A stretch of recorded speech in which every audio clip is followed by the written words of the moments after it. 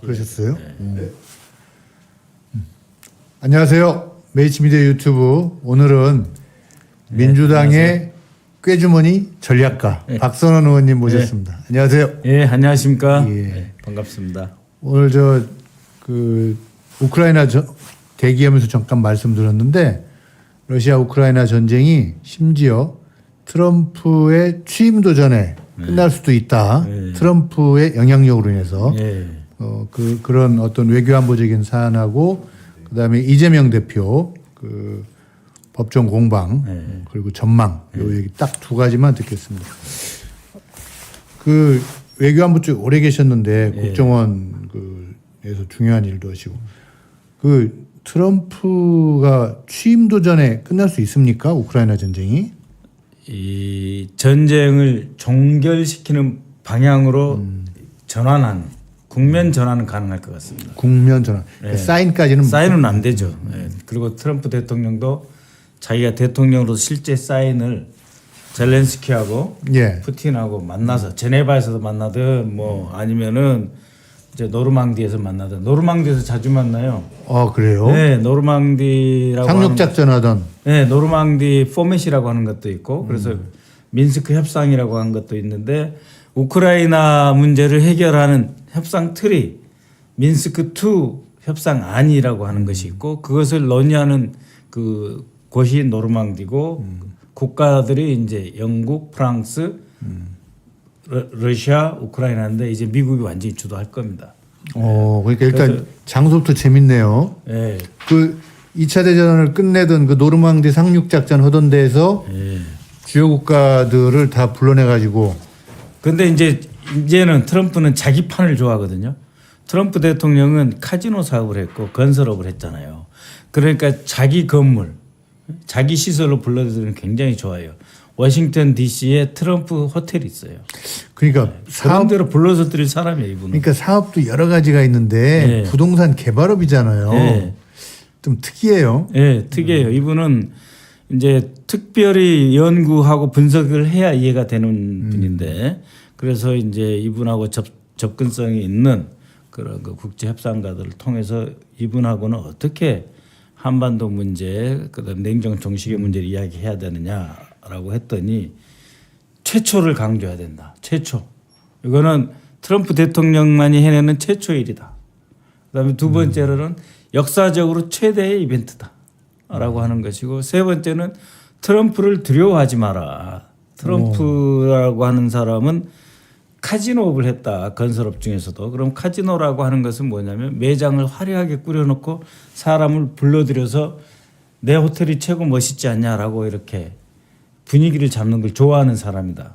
그래서 그 사람이 머무는 곳, 그 사람이 좋아하는 곳에 찾아가서 요구사항을 말하면 들어주는 사람이다. 트럼프를 무서워하지 마라. 이런 이야기를 했죠. 아니 지금 이 얘기는 트럼프 당선 이후에 뭐 국제정치학자라든지 지난번에도 나왔던 우리 미주 그 K-패거는 최강철 대표 여러분들 얘기를 들었는데 새로운 얘기예요? 네, 왜냐하면 트럼프라는 사람 이해할 때는 그 사람의 어떻게 성장해야 하는지 배경, 그다음에 대통령 전후에 가장 강조를 했던 점, 그리고 특성을 충분히 이해해야 되거든요.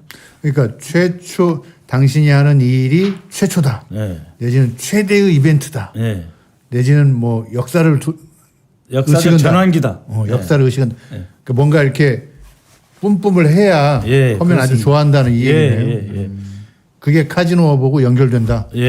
그렇죠. 그리고 겉으로는 센 척하지만 카지노라고 하는 그 화려한 판 속에 자기가 주인으로서 손님을 응대하는 그런 것을 생각보다 좋아하는 사람이다.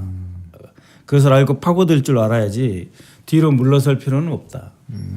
근데 그런 사람이고 방금 이제 말씀하셨던 그 우크라이나전 같은 경우에는 매우 특이한 존재예요. 이분은. 그러니까는 이 미국의 군수 산업이 꽉 잡고 있잖아요. 그래서 군산 복합체라고 하는 것이고 미국이 세계 최강인 것도 1위인 미국의 그 군사력 지출이 2위부터 7위 합친 것보다 더 많습니다.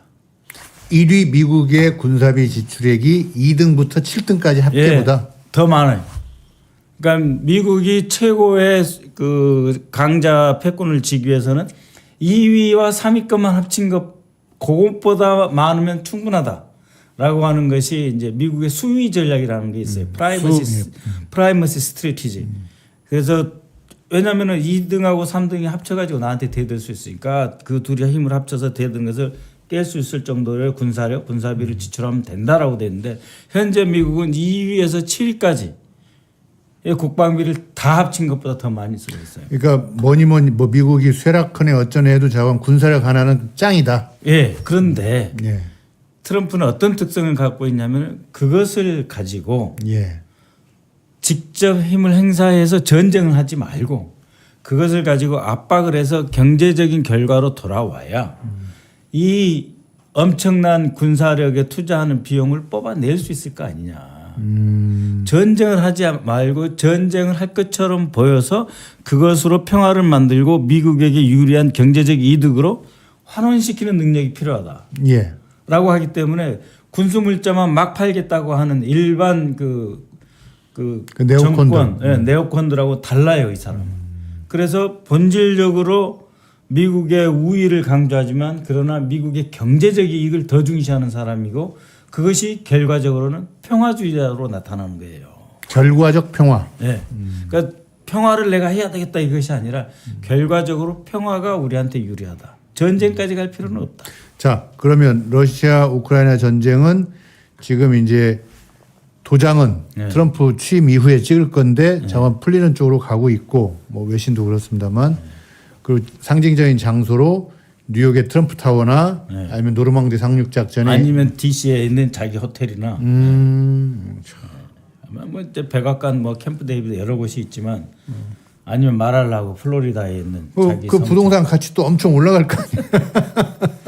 이제 이 트럼프는 이제 재선이 되면서 예. 좀 달라졌다 그래요. 어떻게 달라졌습니까? 그러니까는 화가 나도 조금 참고 우리가 보기엔 그때나 지금은 똑같은 것 같지만 그렇지 않다고 합니다. 화가 나도 조금 참고 TV 토론에서 해리스를 밟아버릴까 하다가 조금 불리해서 안 되겠다면 빠져나오잖아요.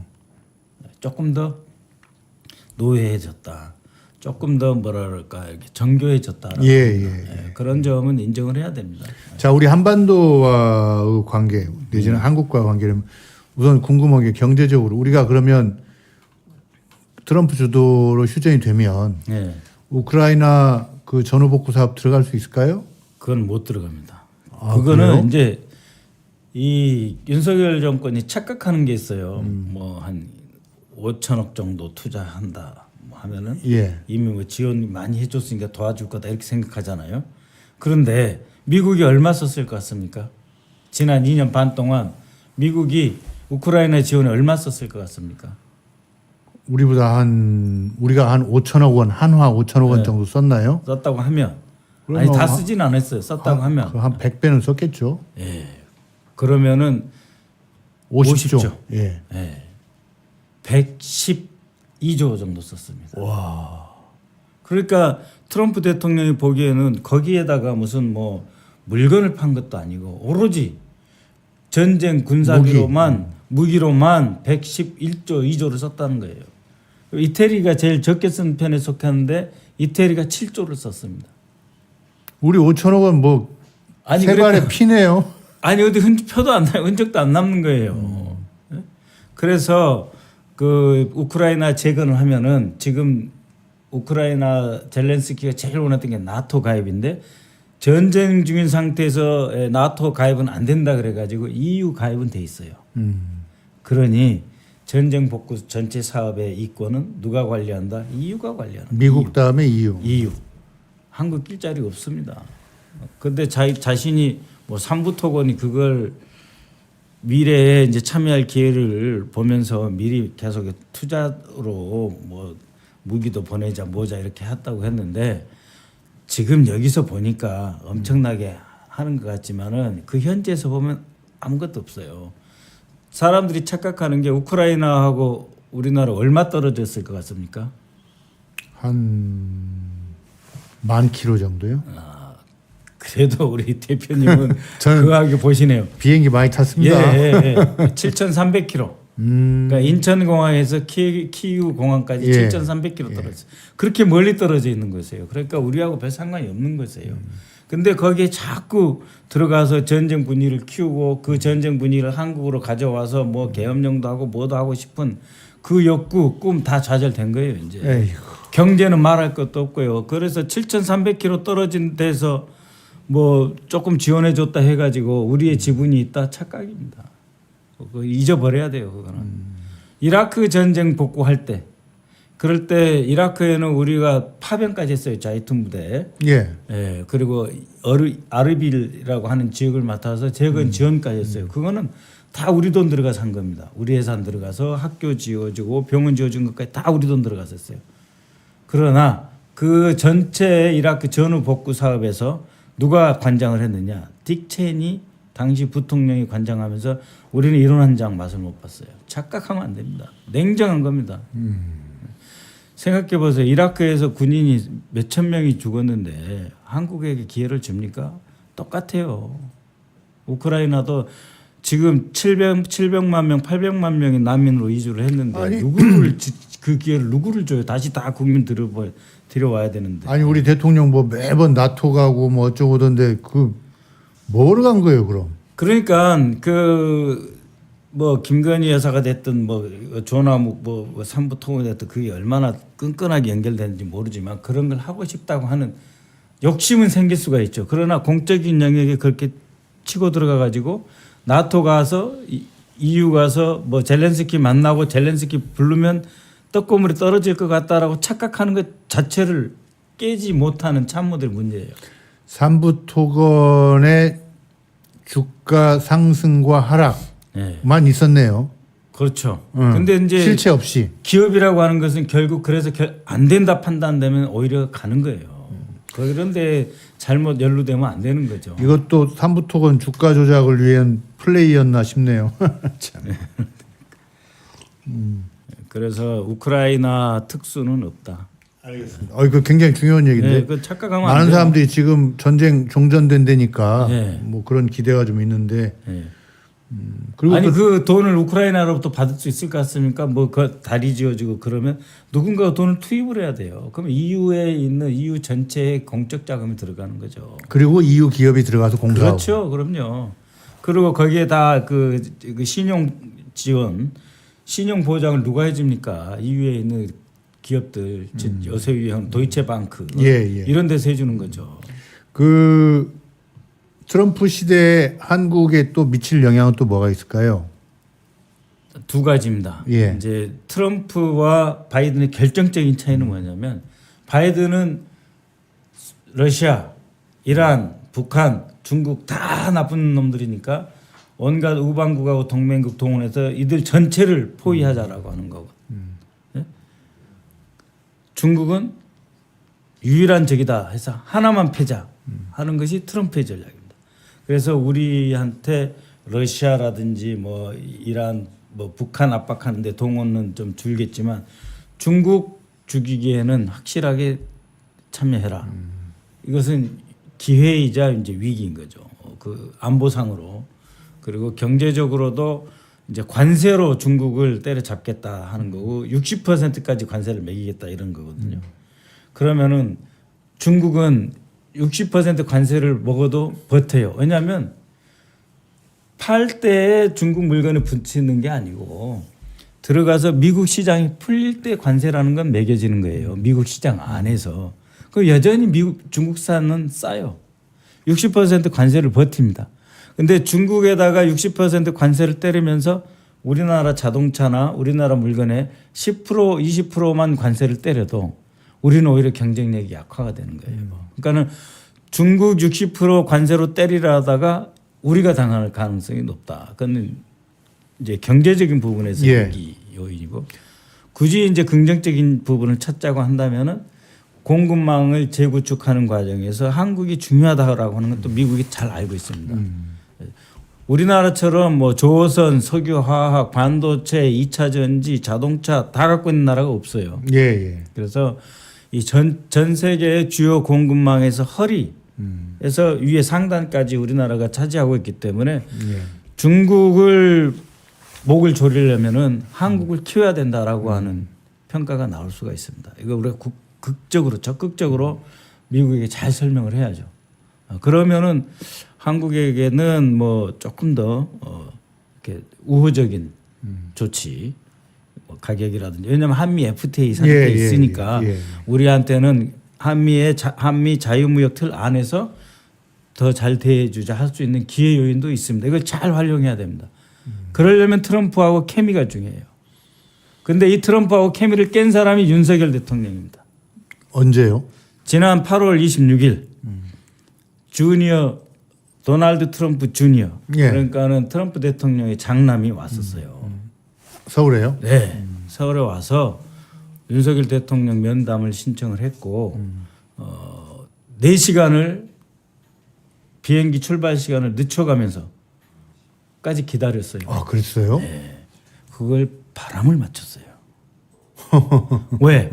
그때는 해리스가 이제 안 될 걸로 보고. 네, 서서 이제 후보 교체가 되면서 해리스가 조금 분위기가 뜨고 뭐 트럼프는 안 될 것 같고 하니까 바람 맞춰버린 거죠. 그런 틀린 판단을 한 용산의 외교안보 라인은 다 바꿔야 되는 거 아닌가요? 아니 근데 윤석열부터 통째로 그런 사람들만 모여 있어요. 그 다 바꾸면은 윤석열부터 바꿔야 돼요. 네. 그러니 그 트럼프 주니어가 4시간 이제 되게 자가 비행기를 갖고 오잖아요. 늦춰가면서까지 대통령 보려고 그랬는데 안 됐다. 그러면은 여기서부터 13시간 동안 무슨 생각을 했겠습니까? 귀국하는 그 자가용 비행기 안에서 무슨 생각을 했겠습니까? 빨리 뭐 지금 윤석열 대통령이 맨날 자랑하던 친구들 다 떨어졌잖아요. 바이든도 떨어지고 기시다도 떨어지고. 예. 본인만 남았어요. 이제. 예, 빨리 바꿔서 예, 한국과 그렇습니다. 미국이 새로운 파트너로 새 출발하는 게 제일 보기에 낫겠네요. 자, 근데 그런 걸 기대하고 있던 한국 정치권에 갑자기 이재명 그 선거법 사건 1심 유죄가 나왔습니다. 지금 그냥 야당이 솔직히 말해서 좀 놀랬어요 지금. 예, 놀랬습니다. 엄청 예상을 못했어요. 쓸데없는 낙관론이 많았어요. 어쨌든 우리 또 전략가 박선원 의원님을 통해서 1심 판결 무엇이 문제인가 한번 들어보겠습니다. 짧게. 아주 간략하게 말씀드리겠습니다. 처음에 이제 서초동 법원가에서는 어떻게 사람 모른다고 하는 게 거짓말이고 죄냐. 그래서 무죄 분위기가 사실 존재했었어요. 근데 그것이 흘러서 국민의힘으로 들어간 것 같습니다. 그래서 거기서 강한 반작용이 있지 않았나 그렇게 생각을 하고 그래서 본인들이 이제 뭐 이재명 대표가 김문기 씨를 개인적으로 아느냐 했을 때 잘 모른다고 한 부분은 이제 무죄로 이미 자기들 입장을 갖고 있으니까 그건 무죄로 됐고 나머지 말도 안 되는 부분 가지고 거의 얼기설기 엮어서 지금 이재명 대표를 짜집기식 그야말로 자동 판매기식 유죄 판결을 한 건데 제일 먼저 이 사진이 있습니다. 사진. 이 골프는 영상 나가고 있죠. 골프는 이제 4명이 치잖아요. 예. 근데 여기에 가신 분들이 10명이 가셨는데 4명 한 팀을 조작을 해가지고 사진을 딱 올리면서 당신 4시 사진 봐라. 4시 한 카트 타고 이렇게 도는 거 아니냐 이런 식의 이미지를 확 심어주잖아요. 아니 이런 애들 장난 같은 게 먹히나요? 그게 먹힌다고요. 그래서 아니 사진 조작이다 10명이다 이걸 이야기를 했는데 아니 이 사진을 보면은 4인 1조로 그냥 그 좁은 카트 안에서 하루 종일 놀았네 이런 느낌 확 주니까 이거 조작이다 말하고 원본 사진 10명이나 했는데 이걸 가지고 유죄를 판결한 거 말도 기도 안 막힙니다. 말도 안 된 것도 있고 그다음 법원 판단에서 이렇게 김문기가 골프를 쳤다 안 쳤다가 아니라 이 사진이 조작이다고 말을 했는데 그게 무슨 거짓말입니까? 이게 말도 안 되는 짓이고요. 그 외에도 법원의 판단이 한두 가지가 아닙니다. 이 국토부가 그다음에 그 청와대가 다 나서 가지고 성남에 있는 어떤 그 기관들을 이제 지역으로 이전시키려고 하니까 뺏기는 입장에서 아깝잖아요.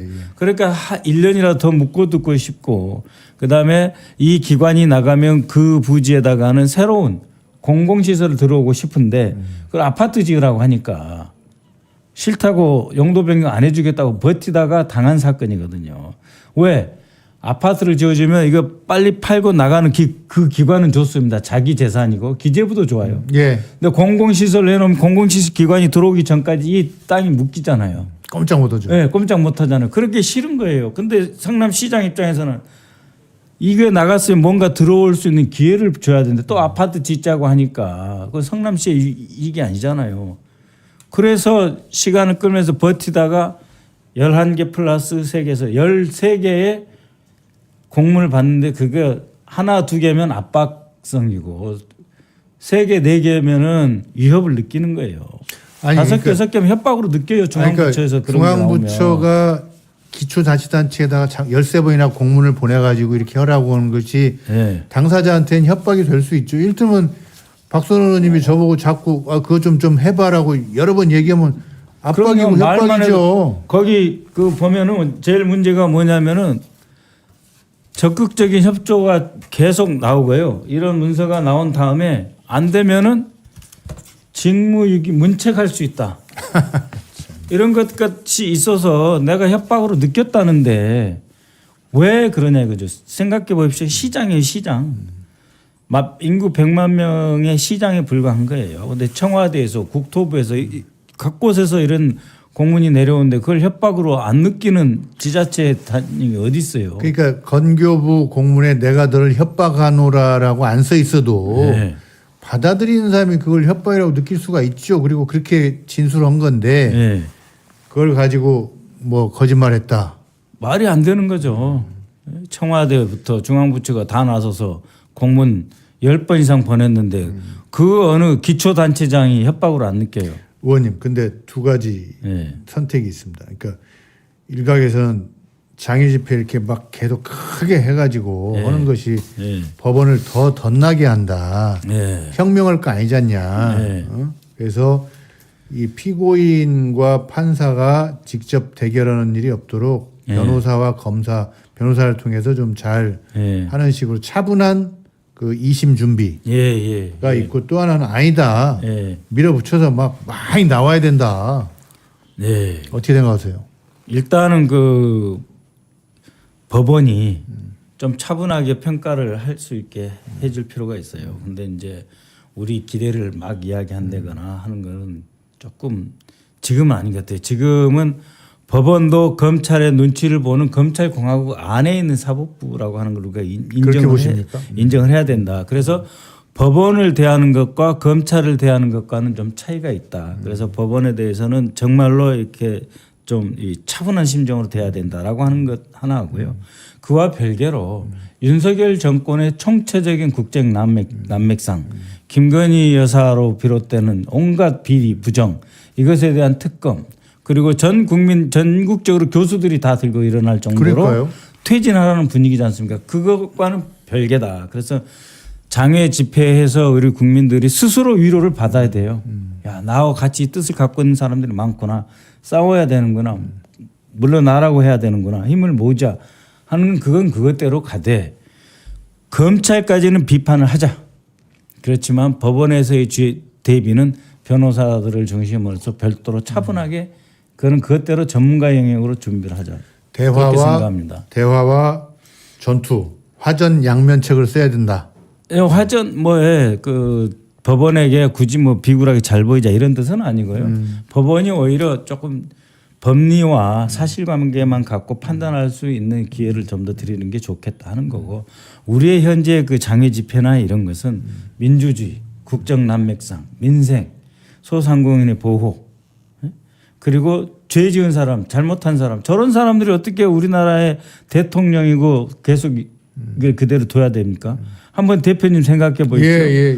기호 2번 윤석열 포스터 뒤에 김건희 사진이 있는지를 몰랐잖아요. 우리는 그런 지금 인상을 갖고 있다고요. 우리는 윤석열 찍었는데 알고 보니 뒤에 김건희를 찍는 것 같은 그런 생각을 안 가질 수가 없잖아요. 그래서 윤건희 정권이라고 합니다. 그렇죠. 윤건희 정권. 그래서 물러나라고 한 거예요. 국민은 김건희를 찍은 적이 없어요. 최순실 곱하기 최순실이죠. 예, 그렇기 더하기도 때문에 아니고. 그것과 이 대표님의 어떤 그 법정 투쟁과는 별개다. 법에서는 법리 다툼.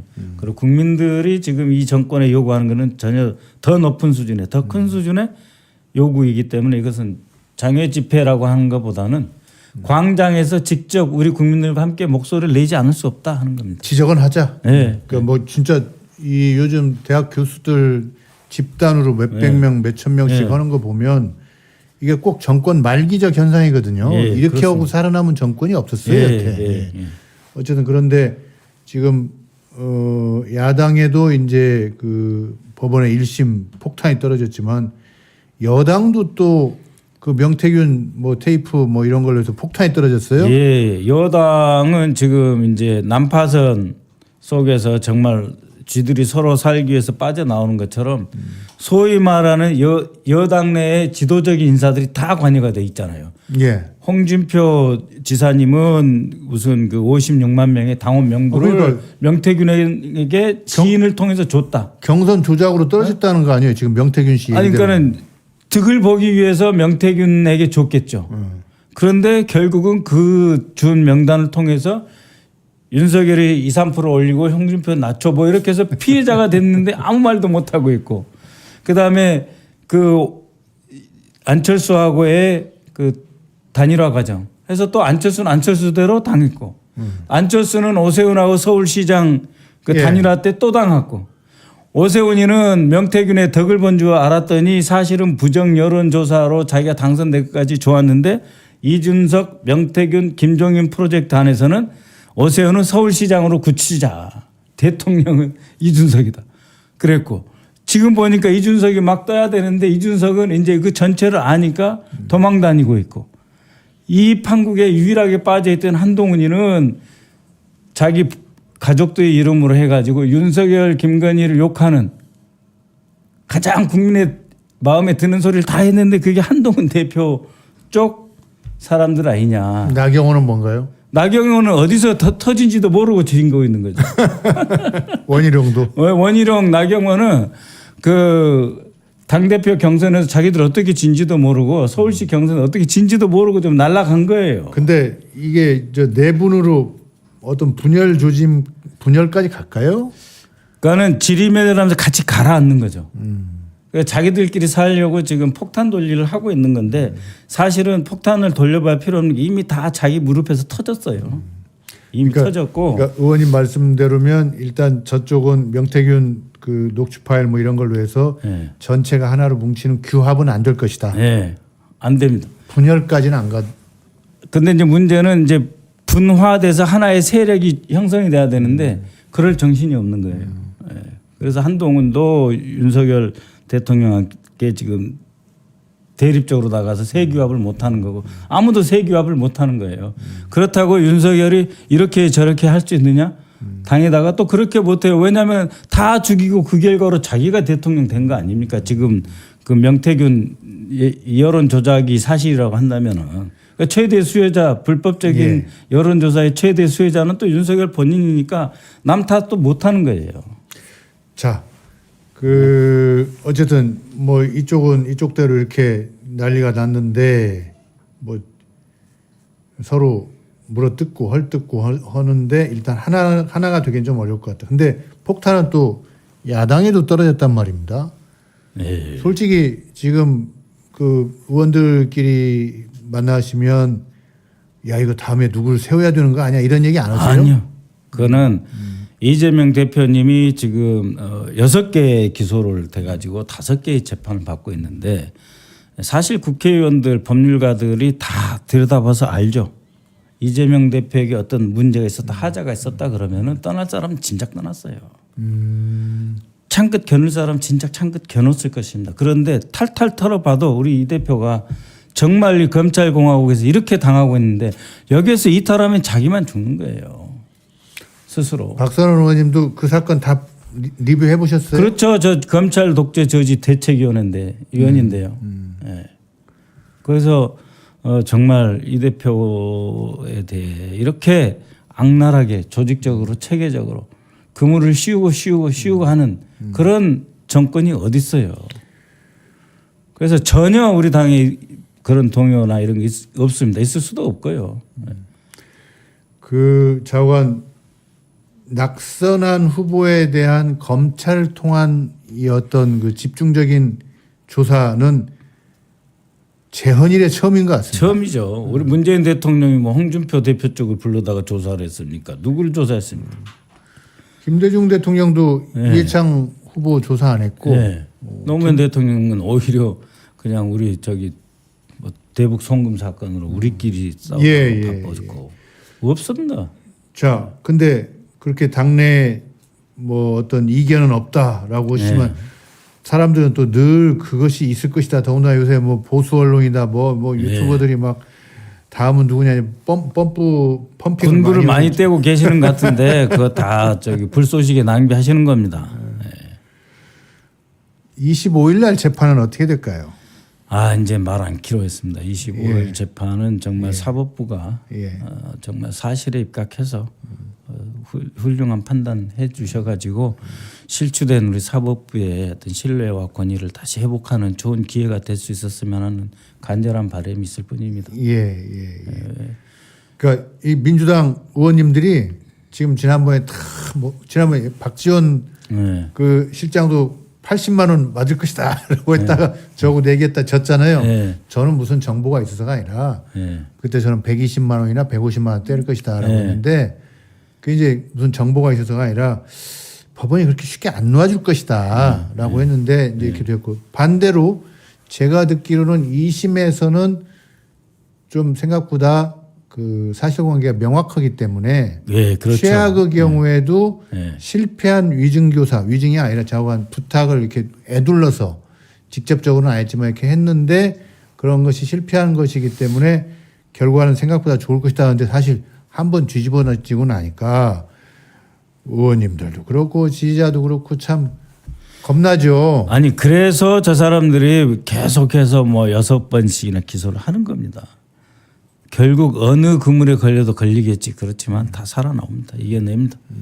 걱정하지 마시고 힘을 모읍시다. 뭐 25일이 월요일인가요? 그래서 며칠 안 남았기 때문에 정말 간절한 마음으로 기다리고 23일 날 토요일 날은 또 어떤 행사가 있습니까? 4차 행사가 있나요? 해야죠. 글거리에서 지금 국민들의 분노와 좌절 이것을 뜻으로 모아서 어떻게 보면은 이제 건전한 건설적인 에너지로 승화를 시켜야 됩니다. 나라를 다시 만들어야 되고 새로운 정세에서 정말 우리가 이제 뭘 되돌아봐야 되는지 고민도 하고 또 이 정권에 대해서 규탄할 건 규탄하고 성토하자 그런 겁니다. 그 이번 토요일 날 박 의원님 뵈려면 어디로 가야 돼요? 광화문이죠. 광화문 몇 번 출구? 지금 장소는 안 정해졌던 것 같은데요. 광화문에 가면은 광화문 우리 박선원.